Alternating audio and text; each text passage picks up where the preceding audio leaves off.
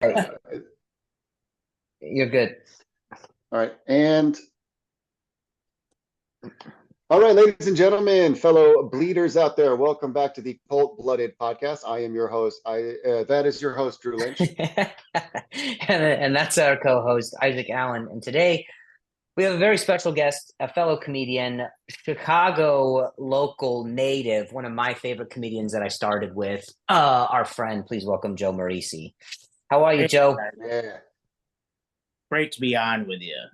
Um, how do you feel? How do you feel about the Bears so far this season? Everybody is feeling like the magic is in the air finally for this franchise to be able to start turning it around. I want to ask you how you feel about it. Yeah, I feel good. You can be, the thing that worries me and what I've said for the last few years is like they need to draft offensive linemen. They just overlook it all the time. Uh, Yeah. Mhm. and yeah, they got Darnell Wright last year, but that's one piece. Mhm. Uh, but I try to look at the positives. It's 2 games in. I mean, Caleb looked a lot better than he did the first game. Mhm. Yep. Um, he was basically running for his life out there. Mhm. So, Dude, and every time. against the Texans, who I didn't realize how stacked they were Mhm. or they are. Mhm. But Well, and even with all the bad stuff, they had the ball down 6 at the end with a drive to Mhm. win the game. So Yeah. that's the interesting thing about last week was we played your divisional rivals, you played our divisional rivals, so we know each other's teams very well. Like we knew the Texans were stacked. We just knew it because we know what they've been building and what we've been building. Uh, And by the way, it makes sense that I stumbled through the intro just like the Colts did this past week. Why would I be any better than them in the first quarter, kicking this thing off? Mhm. But yeah, dude, the offensive line of the Bears, I watched that game and uh, it made me kind of like, I think the Colts might be the worst team in the league right now. Like, not as a joke, like maybe Mhm. statistically and just like that. I mean, they're offensively, they're kind of fine, but defensively, they're a fucking nightmare. They're a mess. Mhm. And the Bears, like, here's the thing: when the Bears start 0-2 like they are now this year, it's not that big of a deal. I feel They're like no, one and they're one. because 1-1. 1-1. oh no, They're one and sorry, one. 1-1. Sorry about that, 1-1. Oh yeah, that's right, because you came back and helped us out by beating the Titans. Yeah. But the reason why there's no like fear of 1-1, or even if you were 0-2, is like you guys are kind of rebuilding. You drafted a lot on offense. You got a new quarterback. You're feeling it out, and he made such a leap from game one to game two that it's like you guys, this is expected. With the Colts, it's like the fact that we're starting 0-2 and we lost to Malik is like weird. Like the panic button has like it's all been hit, dude. Like Yeah, something's yeah, because got to they give with lost to the us. backup quarterback, right? Mhm. Yeah, Mhm. Malik Willis, we know him from our division too. He's not good. Like we wiped the floor with him every time he actually got a start. It was Mhm. like but it's like it's interesting that to I'm kind of jealous of you guys, man, because we're not supposed to be rebuilding, and now it seems like we might have to reload again. But you guys, like the only thing that needs to change for you guys, like you said, O line, and uh, because Caleb's gonna be all right if he keeps doing what he's doing, O line, but also I think offensive play calling is a weakness of yours. If last game That's was been in, I feel like that's been a weakness my whole life. that actually kind of makes sense. I don't know. It's just crazy. It's like, well, the Colts almost beat the Texans week 1, didn't they? It was Yeah, close. It was we I it should was saw have. close. Richardson. He made that fucking freak throw where he was like falling back and he threw it like 60 yards in the air. Yeah. Well, and then he Yeah, threw 3 picks So last that game. was That's what you pretty. get with him. So that was sick. I think here's what I think. I think in watching the Bears versus the Texans, it actually made me miss Matt Eberflus as a defensive Yes. coordinator. Oh, Yes. really? I thought the same Yeah, thing. he's good I at thought there that. was some he's great. I mean, I was like I was like there's just like they just look stout and they just look like they understand. They just look efficient on the defensive side of the ball. They just don't really look like there's a I mean, they kind of rattled CJ a little bit, and I think they got to him a few times, right? I think they Yeah, sacked him. yeah, Um, and I like the secondary. You got what? You got Jalen Johnson on one side. Nobody throws to that side, which no, is smart. He looks Yeah. great. And I think that Eberflus looks a little bit more secure and capable as a head coach. And it is interesting how you have a defensive coach here with maybe some offensive play calling. I don't know who's your offensive coordinator, Joe. his name's Shane Waldron. Hmm. Where does he come over from? He was with the Seahawks last year. Okay. Well, you got Bobby Slowick, who's the offensive coordinator for the Texans, who also is with a defensive coach. And I just kind of wonder if there's like that combination. People talk about how you got to have an offensive head coach in this league now. It's so pass heavy. There's so many things schematically that really lend itself to someone who's offensively minded. But if you Yeah, have an offensive coordinator who is able to scheme things up and is also has just a solid understanding within working within a young quarterback that's got some unique abilities, kind of like a Caleb Williams, maybe even like a CJ Stroud, or some of these players. It kind of feels like that's kind of a mold that's coming into the NFL right now, is these strong defensive coaches who actually have this brass front and this sort of stout ideology, coupled with and supported by these offensive coordinators who are help trying to make their young quarterbacks look good I mean, and flourish in a that, system that supports their youngness. that's yeah, kind of what I noticed with the Bears lately. Is like the front seven used to be like a weakness of your guys' for the past couple of years, and now all of a sudden it's a strength, which is what Eberflus needs. He needs a front seven that can disrupt. He doesn't need stars in the secondary, but he happens to have Jalen Johnson too. So fuck yeah, him. Go yeah. I fuck mean, yourself, offenses. yeah, the Mhm. defense is elite, and I mean the other thing too with the Texans on Sunday, people haven't really talked about this, but like everyone's complaining about the O line, but the fucking Texans kicker Fairbane, it's like if you get on the other Dude, side of the 50, they're in field goal range. don't even Yeah, get us started. He's the reason we lost last week, He hit basically, a because 59 and a 57 yard. yeah, he hit 3 50+ yarders on us in week one, and we Yeah, lost by two. I We mean, lost by two. that's a huge If he would difference. have missed one of those, we would have won that game. It's just yeah. Yeah, crazy. But like your offensive coordinator, man, he needs like he was the one to blame, I think, for your loss this past week, because you guys could have beat the Texans, but he every time they rushed four, Caleb was fine.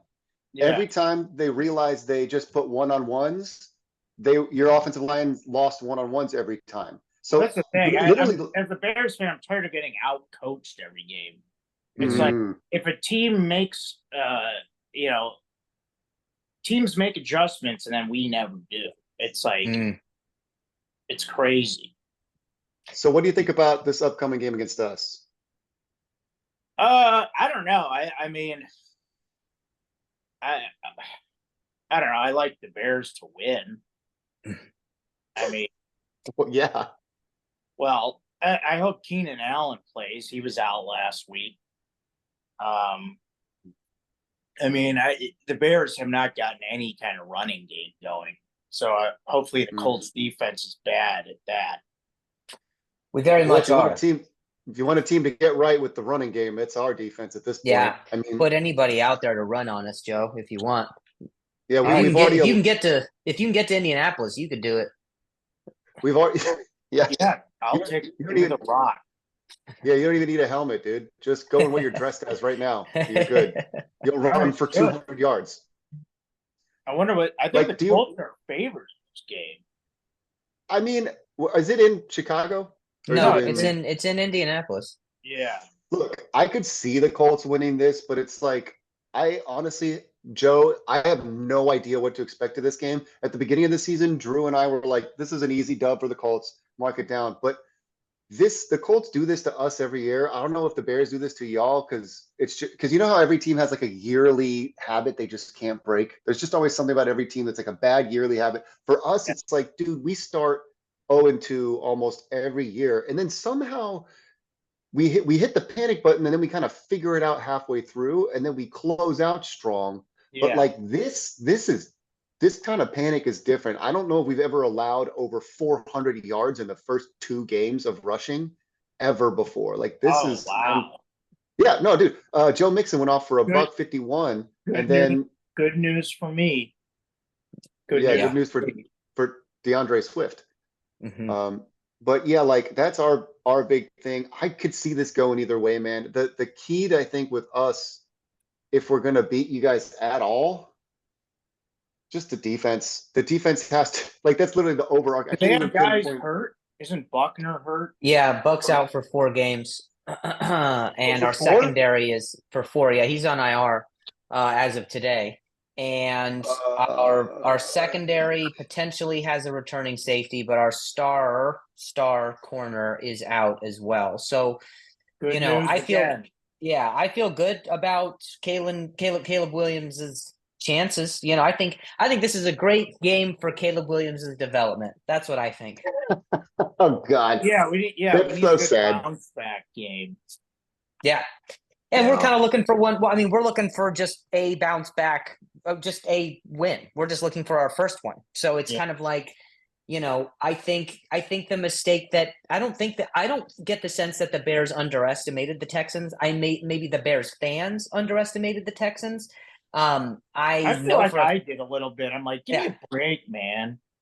Well, yeah, you get Well, I used didn't to it. know Nico Collins was Jerry Rice. Yeah, he's kind I of just mean, kind of showing up and showing out, and defenses are trying to scheme against him, and double, and they still can't. So he's kind of, I mean, they really are stacked, and they're pretty deep at a lot of novelty positions like wide receiver. They've got great depth at corner.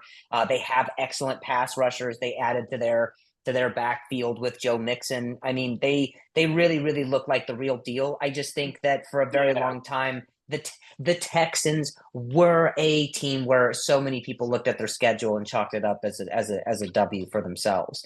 I mean, And there's you can't really look at it that way anymore. no, they're so deep now that, like, I mean, the fact that you guys were able to hold them to what, 16 or 19 points, whatever it was 19, yeah. yeah, 19. That's, you should be patting your very new good defense like on the back for that, because their number 4 wide receiver right now is like could be like 15 different teams as number 1. Like Mhm. honestly, I think it's like Tank Sure. Dell is their 3rd. I Yeah. Sure. mean, Yeah. Yeah, they have Diggs. Yeah, Dalton Schultz could be a wide receiver 1 somewhere. for sure. Yeah. For sure. They've definitely added those pieces. And what I was noticing when I'm watching that Bears Texans game, Joe, was that there was some frustration from some of your wide receivers, just with some throws not being made for Caleb Williams. Do you Yeah. think that they were justified in that? Do you think that hurts his confidence at all? What were your feelings about that? Yeah, I saw a little bit of that because I watch on YouTube. I'll watch like the Chicago sports talk radio shows, which you can only do a little bit of that because they just repeat themselves over and over again. It's Mhm. like we get it. But yeah, I mean, I guess it was just frustration overall.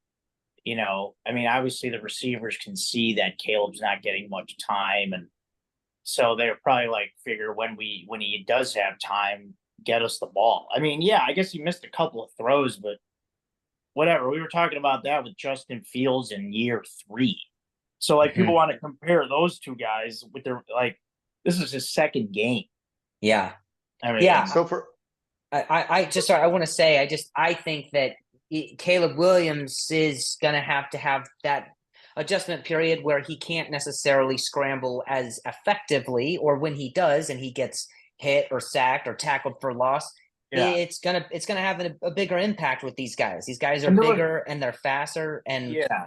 And there was uh, also one of the picks was a jump ball with DJ Moore. It's like DJ, you get it then. yeah, that's true. I remember there was yeah, that play where he made an incredible play, scrambled from the pocket. I think Daniil Hunter had a hold of his jersey, and he got Yeah. out of the pocket, which is where he thrives. And he kind of, he let it sail, and it was a pick. So he made the initial play of evading a nice pressure sack, and then, and then kind of made a mistake. And I think the expectation that some people put on the Bears, and maybe specifically on Caleb Williams, was very, very high. I mean, just being drafted number one overall is just, it's got to be so tough.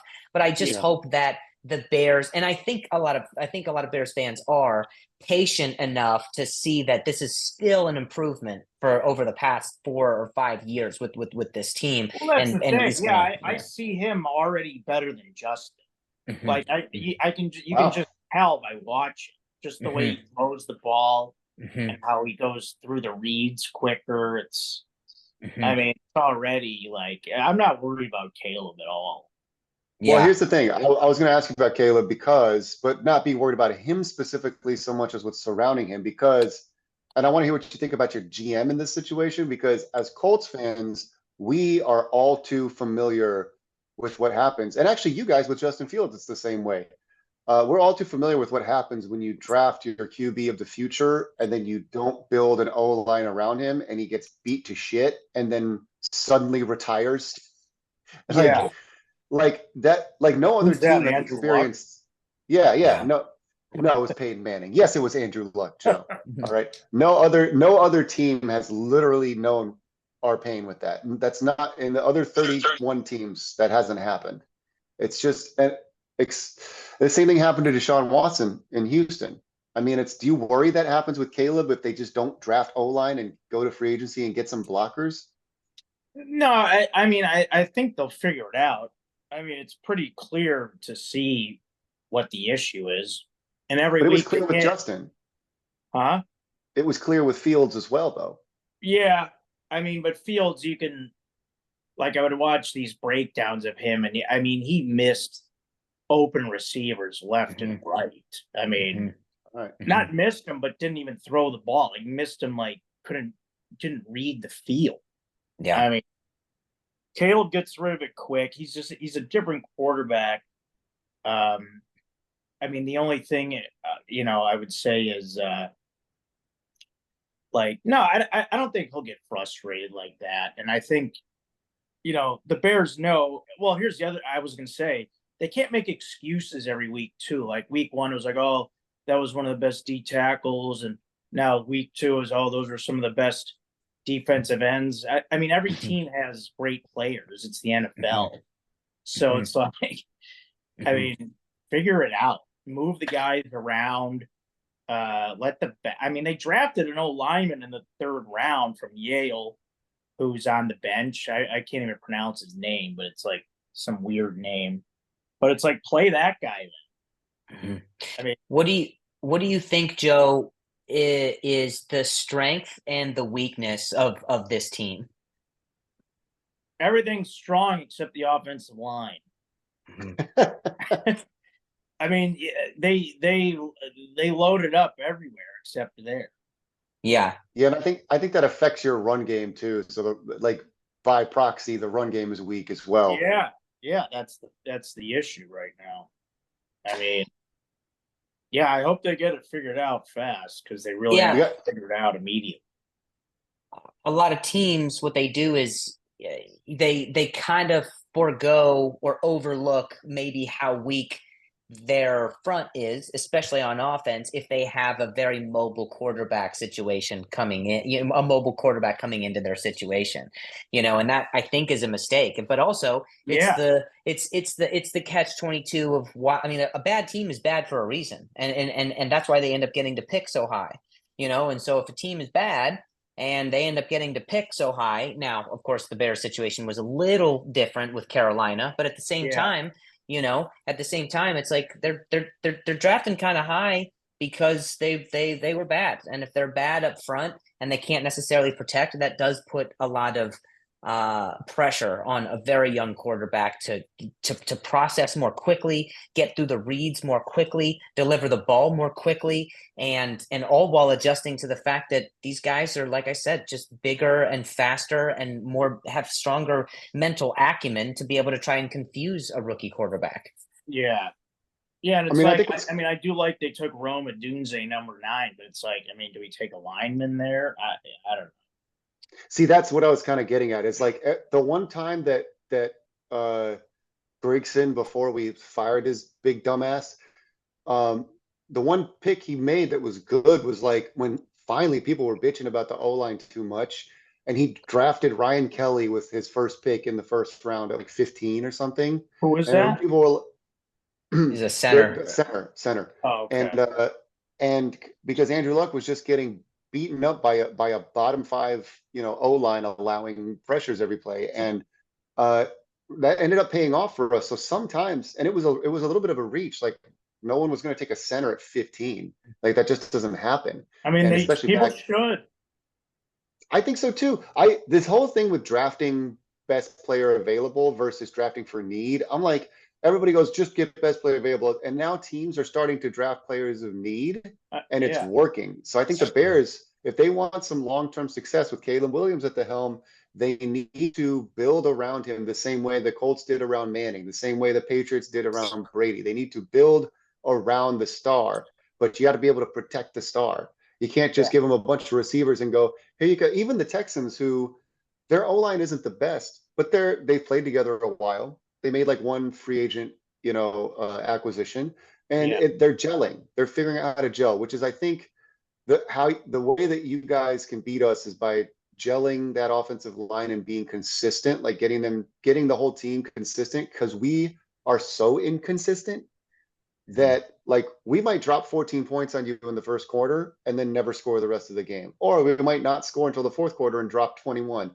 It's like, if you guys stick with your game plan as consistency, I think you guys will beat us. But the problem is that with a rookie quarterback at the helm, no matter how good he is, I think you guys aren't really going to get a lot of consistency this year. So I think we still have a chance to beat you just based on who's throwing the bigger punches. I think is going to win this coming weekend. Well, yeah. I mean, if the Colts have a good defensive line game and are able to get to Caleb, I mean, it's whatever. But I mean, We'll see what happens with the defensive front, especially with, I would say our star front, our star or front nose tackle being out, or sorry, not nose tackle, but defensive tackle being out. I like that the Bears did the 1-2 punch of star quarterback, star wide receiver. I love that they kind of double dipped there to just help the development. But then you get somebody like a Jim Harbaugh who takes he has the opportunity with his first overall pick at 5 or 6 with the Chargers to take a star wide receiver, and he put his priorities on adding to his front and protecting his star quarterback. So there's different philosophies. He's Yeah, a Joe stud. Alt. Yeah, he's stud. He's nuts. It's stud. But the issue that Isaac and I are just having with our GM's overall philosophy is that he preaches you win up front, you win in the trenches, and that's why we add so many pieces in at the offensive line and at the defensive line. And right now we're just not even, we're getting bullied up front. We're not winning up front at all. And so your defense, based on the performance that I've seen against the Texans, I thought you guys did a great job on defense. And I think you'll have a really good shot at kind of rattling our quarterback and making our offense look as inconsistent as it has looked, and it just kind of exposing us there. But I will say that with the additions of our our plus factor being our supposed defensive line that's supposed to be able to do amazing things, and your offensive line being your weakness, I actually think that this game could be very even and very helpful, in a weird way, very helpful to each other's quarterbacks development. And I know that sounds strange because you're not really ever advocating for that. You always want a blowout, but at the same time, there's some things that have to happen on the processing level from both sides of these for both sides of these teams. And I think that this is kind of a game that could do that. that's why I feel like what I meant by saying like the whoever throws the bigger punch at the end the bigger punches is gonna win, because this is not a game of jabs. This is gonna be a game of just both teams fucking swinging overhand rights and left hooks and fucking kicking people in the head. Because I think it's going to be one of those where there's going to be entire quarters of just straight turnovers back and forth. But then there's going to be like entire quarters of like 90-yard touchdowns back and forth. And then it's just going to, I think it's just going to, my gut tells me it's going to be that kind of game because of what you just said, Drew, and like what you've been saying, Joe, about the development of like a rookie quarterback is like, because keep in mind, Richardson has played less games than Caleb Williams in the college and pros combined. So like, it's just going to be, I think, two inexperienced guys who are very talented, just chucking it and then trying to get a running game going. The reason why I think we'll probably, if we're going to do our final predictions here, like, I want to say that we're going to lose just to feel like I'm breaking some kind of curse because every time I say we were going to win, we lose. But like, I think the reason we win, if we win, is Jonathan Taylor.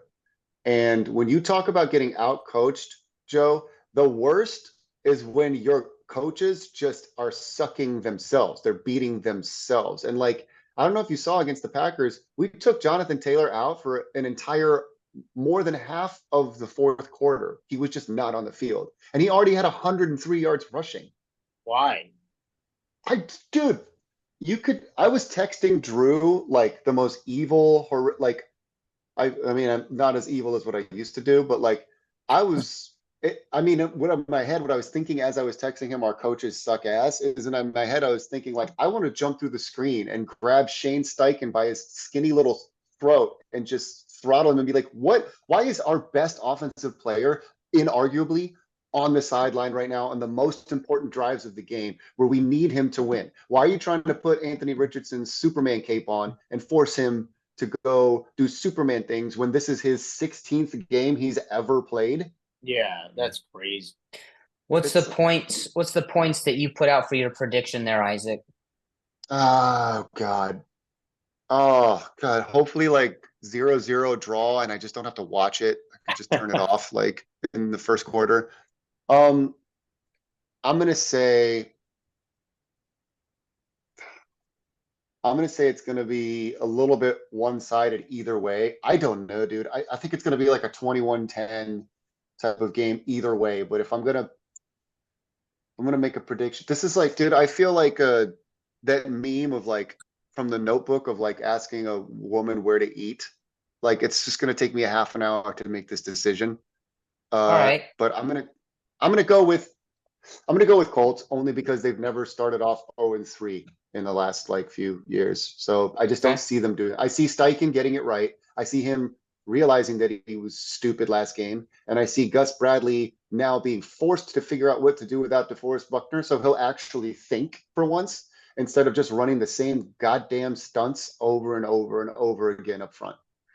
Okay. How do you feel, Joe? What do you feel about a score prediction? His score prediction. Oh, all right. Score prediction. I mean, I like the Bears pretty handily in this game. I don't know. I got a good feeling. Shit. I got a good bounce back feeling. Mm. I think the defense gets a couple turnovers, maybe even a pick six. So I like the Bears. I'm going to say 38-17. Wow. Yeah. That's a hell of a prediction, Joe. Why don't you guys suck on that? Jeez, Joe, why don't you at least use some lube first? Yeah, that was nasty. I thought it was going to be bad. I didn't think it was going to be that, Joe. That was crazy, dude. Hey, the Colts tend to play rookie quarterbacks pretty well. I'm just saying, man. Over the years, we've done our share of 4 and 5 sack games on rookie quarterbacks and a couple of picks. So I mean, Caleb doesn't have any touchdown passes yet. He's going to go off. He's going to get all of them this game. It sounds like, Joe. Yeah.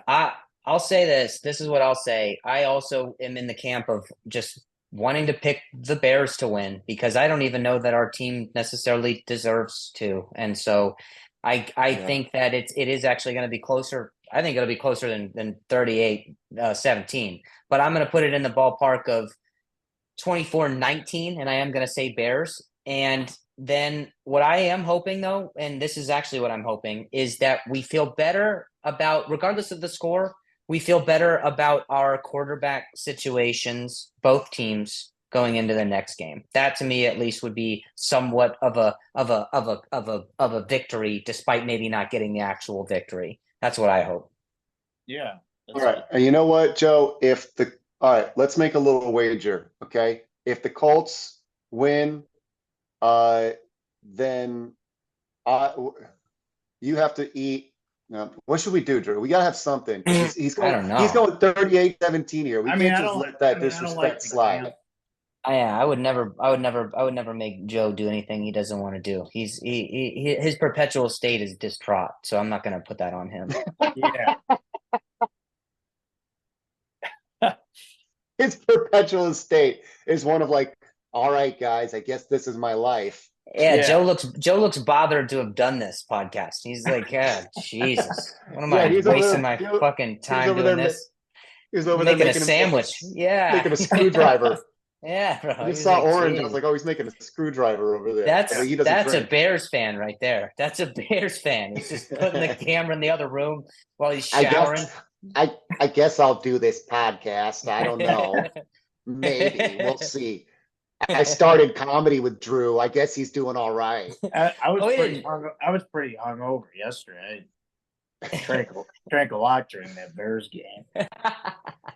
Oh man. Well, you know what?